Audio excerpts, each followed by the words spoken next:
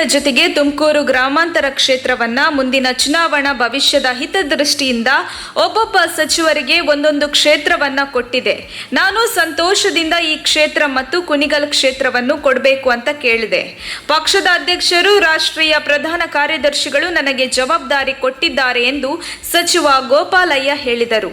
ತುಮಕೂರಿನಲ್ಲಿ ಸುದ್ದಿಗಾರರೊಂದಿಗೆ ಮಾತನಾಡಿದ ಅವರು, ನಮ್ಮ ಮಾಜಿ ಶಾಸಕರು ನನ್ನ ಸ್ನೇಹಿತರು ಸುರೇಶ್ ಗೌಡ, ಈಗ ನಮ್ಮ ಎಲ್ಲ ಕಾರ್ಯಕರ್ತರ ಜೊತೆ ಸಭೆ ಮಾಡಬೇಕು ಅಂತ ಬಂದಿದ್ದೀನಿ. ಈ ಕ್ಷೇತ್ರ ನನ್ನ ತಾಯಿ ಹುಟ್ಟೂರು. ಈ ಭಾಗದಲ್ಲಿ ಬಹಳಷ್ಟು ನನ್ನ ಸಂಬಂಧಿಕರು ಇದ್ದಾರೆ. ಸುರೇಶ್ ಗೌಡ ಶಾಸಕರಾಗಿದ್ದಂತಹ ಕಾಲದಲ್ಲಿ ಈ ಕ್ಷೇತ್ರ ಅಭಿವೃದ್ಧಿಯಾಗಿದೆ. ಯಡಿಯೂರಪ್ಪನವರು ಸಿಎಂ ಆಗಿದ್ದಾಗ ಅತಿ ಹೆಚ್ಚು ಅನುದಾನ ತಂದು ಪ್ರಾಮಾಣಿಕವಾಗಿ ಅಭಿವೃದ್ಧಿ ಕೆಲಸಗಳನ್ನು ಮಾಡಿದ್ದಾರೆ ಎಂದರು. ಕಳೆದ ಚುನಾವಣೆಯಲ್ಲಿ ಇವರು ಗೆದ್ದಿದ್ರೆ ಬಹಳಷ್ಟು ಅಭಿವೃದ್ಧಿಯಾಗ್ತಿತ್ತು. ಕಾರಣಾಂತರಗಳಿಂದ ಕಳೆದ ಬಾರಿ ಸೋತಿದ್ದಾರೆ. ಮುಂದೆ ಬರುವ ಚುನಾವಣೆಯಲ್ಲಿ ಪಕ್ಷ ಏನು ನಿರ್ದೇಶನವನ್ನ ಇಟ್ಟುಕೊಂಡಿದೆ ಗೆಲ್ಲಿಸಿಕೊಂಡು ಬರಬೇಕು ಎಂಬ ವಿಶ್ವಾಸ ಇಟ್ಟಿದೆ. ಅಧ್ಯಕ್ಷರು ಹಾಗೂ ಸಿಎಂ ಬಂದು ಸೂಚನೆಯಂತೆ ಸವಾಲು ಸ್ವೀಕಾರ ಮಾಡಿ ಪಕ್ಷವನ್ನು ಗೆಲ್ಲಿಸಿಕೊಂಡು ಬರುವ ಭರವಸೆ ಇದೆ ಎಂದರು. ಪ್ರತಿ 10 ದಿನಕ್ಕೊಮ್ಮೆ ಕ್ಷೇತ್ರಕ್ಕೆ ಬಂದು ಕಾರ್ಯಕರ್ತರ ಜೊತೆ ಸಭೆ ನಡೆಸಿ ಪಕ್ಷ ಸಂಘಟನೆ ಮಾಡಿ ವಿಧಾನಸಭಾ ಚುನಾವಣೆ ಹಾಗೂ ಲೋಕಸಭಾ ಚುನಾವಣೆಯಲ್ಲಿ ಅತ್ಯಂತ ಹೆಚ್ಚಿನ ಬಹುಮತಗಳಲ್ಲಿ ಪಕ್ಷವನ್ನು ಗೆಲ್ಲಿಸುವ ಕೆಲಸವನ್ನು ನಾವೆಲ್ಲ ಸೇರಿ ಮಾಡ್ತೇವೆ ಎಂದರು. ವರದಿ ರಾಜೇಶ್ ರಂಗನಾಥ್.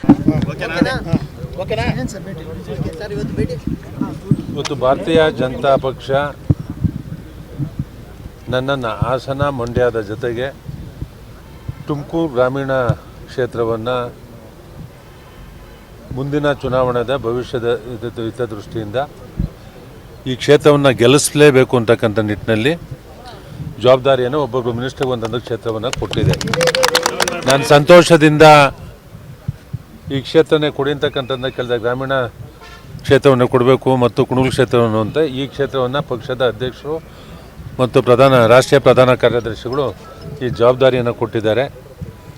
ನಮ್ಮ ಪಕ್ಷದ ಅಧ್ಯಕ್ಷರು, ನಮ್ಮ ಮಾಜಿ ಶಾಸಕರು, ನನ್ನ ಸ್ನೇಹಿತರು, ನಮ್ಮ ನರೇಂದ್ರ ಬಾಬು ಅವರು ಮಾಜಿ ಶಾಸಕರು ಮತ್ತು ಮಂಡಲದ ಅಧ್ಯಕ್ಷರು ಮತ್ತು ಎಲ್ಲ ಘಟಕಗಳ ನಮ್ಮ ಅಧ್ಯಕ್ಷರುಗಳು, ಪದಾಧಿಕಾರಿಗಳು ಮತ್ತು ಪಂಚಾಯತಿ ಅಧ್ಯಕ್ಷರುಗಳು, ಉಪಾಧ್ಯಕ್ಷರುಗಳು, ಪಂಚಾಯತಿ ಸದಸ್ಯರುಗಳು ಅವ್ರ ಜೊತೆ ಒಂದು ಸಭೆ ಮಾಡಬೇಕು ಅಂತಕ್ಕಂಥದ್ದು ಬಂದಿದ್ದೇನೆ.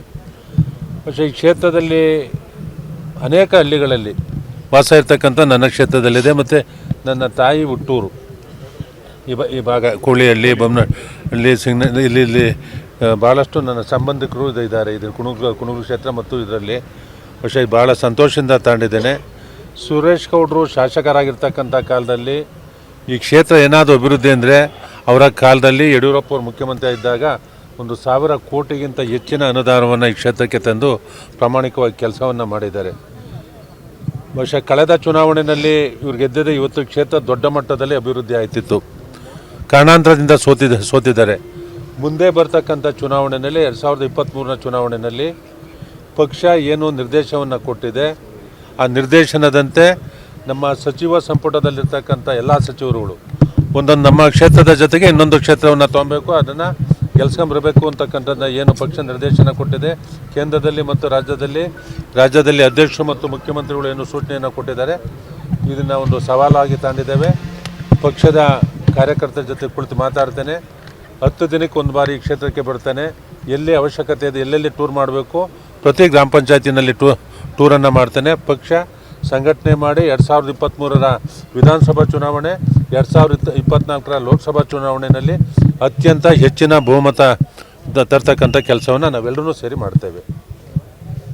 ಸರ್, ಈಗ ಒಂದು ಟ್ವಿಟ್ಟರ್ ಅಭಿಯಾನ ನಡೀತಾ ಇದೆ. ಅದರಲ್ಲೂ ನಿಮ್ಮ ಪಕ್ಷದ ರಾಜ್ಯಾಧ್ಯಕ್ಷರು ಬದಲಾವಣೆ ಮಾಡಬೇಕು ಅಂತೇಳಿ ಅಭಿಯಾನ ನಡೀತಾ ಇರೋದು ಸರ್.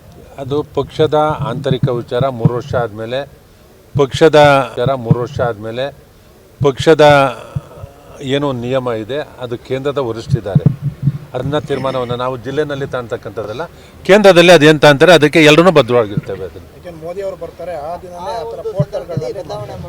ಅದನ್ನು ಪಕ್ಷದ ವರಿಷ್ಠರಿಗೆ ಸಂಬಂಧಪಟ್ಟ ವಿಚಾರ, ನನಗಾಗಲಿ ಸುರೇಶ್ ಗೌಡ್ರಿಗಾಗಲಿ ಸಂಬಂಧಪಟ್ಟ ವಿಚಾರ ಅಲ್ಲ.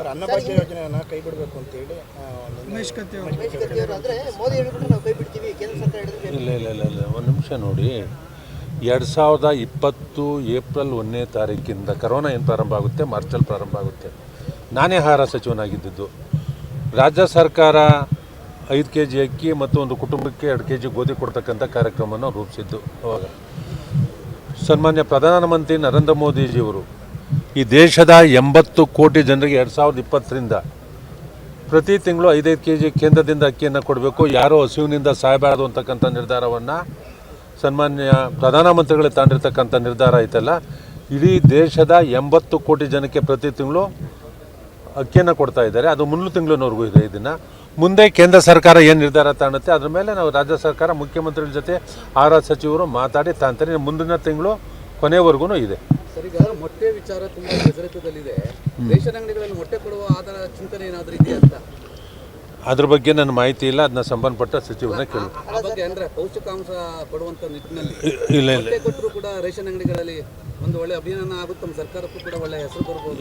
ಅನ್ನ ಭಾಗ್ಯದಂತೆ ಮೊಟ್ಟೆ ಭಾಗ್ಯವನ್ನು ಕರುಣಿಸಬಹುದಲ್ವ ಅಂತ. ಇದು ತಾವೇನು ನನ್ನ ಗಮನಕ್ಕೆ ತಂದಿದ್ರೆ ಸಂಬಂಧಪಟ್ಟ ಸಚಿವರ ಜೊತೆ ಮಾತಾಡ್ತೇನೆ. ಸರ್ ಹಿಂದೆ ತಿನ್ಬಹುದು ಆಮೇಲೆ ಅಲ್ಲ ಹಿಂದೆ ಆನ್ಲೈನಲ್ಲಿ ಮದ್ಯ ಮಾರಾಟ ಮಾಡೋದು ಥರ ಇತ್ತು ಸರ್. ಈಗ ಅದೇನು ಇಲ್ಲ, ಅದೇ ಪ್ರಸ್ತಾವನೆ ನಾನು ಸ್ಟಾಪ್ ಆಗಿರೋದು. ಇಲ್ಲ, ನಾನು ಸಚಿವನಾದ ಮೇಲೆ ಇಲ್ಲಿ ಏನೇ ವ್ಯಾಪಾರ ಆದರೂ ಇಲ್ಲಿ ಸ್ಥಳೀಯವಾಗಿರ್ತಕ್ಕಂಥವ್ರಿಗೆ ಅನುಕೂಲ ಆಗಬೇಕು. ಆನ್ಲೈನ್ನ ಇದು ಮಾಡಿ ಯಾರೋ ಅಂತಾರಾಷ್ಟ್ರೀಯ ಮಾರುಕಟ್ಟೆಯಲ್ಲಿ ಬಂದು ಇಲ್ಲಿ ಇರ್ತಕ್ಕಂಥ 10-12 ಸಾವಿರ ಕುಟುಂಬ ಮತ್ತು ಒಂದು 3 ಲಕ್ಷಕ್ಕಿಂತ ಹೆಚ್ಚಿನ ಕುಟುಂಬಗಳು ಇವತ್ತು ಅದರಿಂದ ಜೀವನ ಮಾಡ್ತಾ ಇದೆ. ಅದ್ರ ಪ್ರಸ್ತಾವನೆ ಇಲ್ಲ, ಸದ್ಯಕ್ಕಿಲ್ಲ. ಅದು ಅವೆಲ್ಲ ಅಪ್ರಸ್ತುತ. ಅವರ ನಾಯಕತ್ವದಲ್ಲೇ ಚುನಾವಣೆನೇ ಎದುರಿಸ್ತೇವೆ. ಅದು ವರಿಷ್ಠ ಮಂಡಳಿಗೆ ಬಿಟ್ಟಿರ್ತಕ್ಕಂಥ ವಿಚಾರ. ಸಾವರ್ಕರ್ ಫೋಟೋನ ಗಣಪತಿ ಹಬ್ಬದಲ್ಲಿ ಇಡಬೇಕು ಅನ್ನೋದು ಒಂದು ಏನು ತಪ್ಪೇನು? ಅಲ್ಲ, ನೀವು ಅದನ್ನ ನಿಮ್ಮ ಕಾನ್ಸ್ಟಿಟ್ಯೂನ್ಸಿಯಲ್ಲಿ ನೀವು ಇಡೋದು ಅಥವಾ ನೀವು ನಾನು ಇಡ್ತೀನಿ. ಮಾಡೋಂಥದ್ದು? ಅಲ್ಲ, ನಾನು ಇಡ್ತೀನಿ. ನಾನು ಒಬ್ಬ ದೇಶಭಕ್ತ, ನಾನು ಇಡ್ತೀನಿ. ತಪ್ಪೇನು? ಇಡಬೇಕು. ಪ್ರತಿಯೊಬ್ಬರೂ ದೇಶಭಕ್ತರು ಅದನ್ನೇ ಸ್ವತಂತ್ರಕ್ಕಾಗಿ ಹೋರಾಡಿರ್ತಕ್ಕಂಥ ಯಾರು ಫೋಟೋ ಇಟ್ಟರು ತಪ್ಪಲ್ಲ. ಸ್ವತಂತ್ರವಾಗಿ ಹೋರಾಡಿರ್ತಕ್ಕಂಥ ಪುಣ್ಯಾತ್ಮ. ಹಾಂ, ಇಲ್ಲ, ಗಾಂಧೀಜಿಯವ್ರದ್ದು ಇಡಬೇಕು, ತಪ್ಪೇನಿಲ್ಲ. ಅಂಬೇಡ್ಕರ್ ಅವ್ರದ್ದು ಇಡಬೇಕು, ತಪ್ಪೇನಿಲ್ಲ. ಅವರೆಲ್ಲ ಸ್ವತಂತ್ರ. ಅಲ್ಲ, ಈಗ ಅಲ್ಲಲ್ಲ, ಈಗ 3 ಲಕ್ಷಕ್ಕಿಂತ ಹೆಚ್ಚಿನ ಕುಟುಂಬಗಳು ಇವತ್ತು ಅದರಿಂದ ಜೀವನ ಮಾಡ್ತಾ ಇದೆ. ಅದ್ರ ಪ್ರಸ್ತಾವನೆ ಇಲ್ಲ, ಸದ್ಯಕ್ಕಿಲ್ಲ. ಅದು ಅವೆಲ್ಲ ಅಪ್ರಸ್ತುತ. ಅವರ ನಾಯಕತ್ವದಲ್ಲೇ ಚುನಾವಣೆನೇ ಎದುರಿಸ್ತೇವೆ.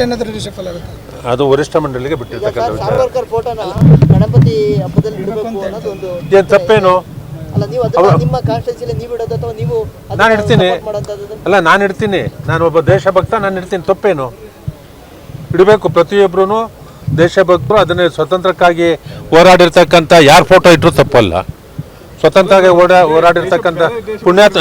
ಹಾಂ, ಇಲ್ಲ, ಗಾಂಧೀಜಿಯವ್ರದ್ದು ಇಡಬೇಕು, ತಪ್ಪೇನಿಲ್ಲ. ಅಂಬೇಡ್ಕರ್ ಅವ್ರದ್ದು ಇಡಬೇಕು, ತಪ್ಪೇನಿಲ್ಲ. ಅವರೆಲ್ಲ ಸ್ವತಂತ್ರ.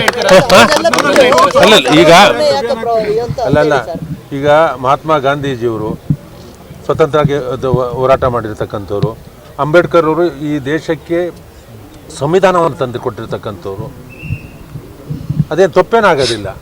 ಅದು ಅವರವರ ಭಾವನೆಗೆ ಬಿಟ್ಟಕ್ಕಂಥ ವಿಚಾರ. ನಾವು ಬಿಡ್ತೀವಿ. ಯಾರು? ಕಾಂಗ್ರೆಸ್ಗೆ ಪ್ರತಿಭಟನೆ ಮಾಡಕ್ಕೆ ಅವಕಾಶ ಕೊಟ್ಟರೆ ಹೆಣ ಬೀಳ್ತವೆ ಒಂದು ಮಾತು ಹೇಳಿದ್ರು. ಅಂದ್ರೆ ಕೊಡಗಿಗೆ ಹೋಗಿ ಪ್ರತಿಭಟನೆ ಮಾಡಿದ್ರೆ ಹೆಣ ಬೀಳ್ತವೆ. ಆ ಥರದ್ದು ನಡೀತಾ ಇದೆ ಸರ್ ರಾಜ್ಯದಲ್ಲಿ, ಅವ್ರ ಹೇಳಿಕೆ ಪ್ರಕಾರವಾಗಿ. ಈಗ ಕಣ್ಣಿಗೆ ಏನಾದರೂ ಬೇರೆ ಥರ ಒಂದು ನಿಮಿಷ ನೋಡಿ. ಈಗಾಗಲೇ ಕೆಲವು ಜಿಲ್ಲೆಗಳಲ್ಲಿ ಪ್ರಬುದ್ಧ ವಾತಾವರಣ ಇದೆ. ಕರ್ನಾಟಕ ಒಂದು ಶಾಂತಿಪ್ರಿಯ ರಾಜ್ಯ. ಅದಾಗಬಾರ್ದು ಅಂತಕ್ಕಂಥ ವಿಚಾರದಲ್ಲಿ ಹೇಳಿದ್ದಾರೆ. ಆ ರೀತಿ ಆಗೋದಿಲ್ಲ. ನಾವೆಲ್ಲ ಶಾಂತಿಪ್ರಿಯರು. ಆಮೇಲೆ ಕರ್ನಾಟಕ ಜನ ರೊಚ್ಚಿಗೆದ್ದರೆ ಬೇರೆ ವಿಚಾರಗಳಲ್ಲಿ, ನಮಗೆ ಕಾವೇರಿ ನೀರಿನ ವಿಚಾರದಲ್ಲಿ, ಯಾವುದೋ ಭೂಮಿ ಗಡಿ ವಿಚಾರದಲ್ಲಿ ದಂಗೆ ಇದ್ದಂಥ ಸಂದರ್ಭದಲ್ಲಿ ಶಾಂತಿಪ್ರಿಯರು ಯಾವ ಮಟ್ಟಕ್ಕೆ ಹೋಗ್ತಾರೆ ಅಂತಕ್ಕಂಥದ್ದು ನಾವೆಲ್ಲ ನೋಡಿದ್ದೇವೆ. ಈ ರಾಜ್ಯದ ವಿಚಾರ ಬಂದಾಗ ನಾವೆಲ್ಲ ಒಟ್ಟಾಗಿ ಕೆಲಸ ಮಾಡಬೇಕಾಗ್ತದೆ.